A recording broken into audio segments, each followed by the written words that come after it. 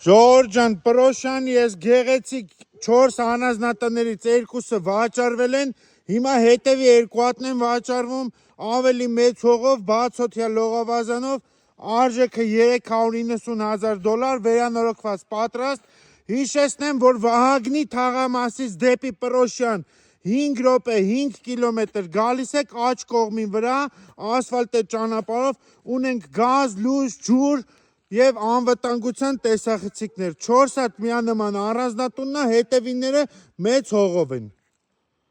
Ժորժան, հեսա տան ներսի հատվածից եմ, տեսեք ինչ մեծ հսկայական հողատարածք է, 650 մետր, 280 մետր տունն է,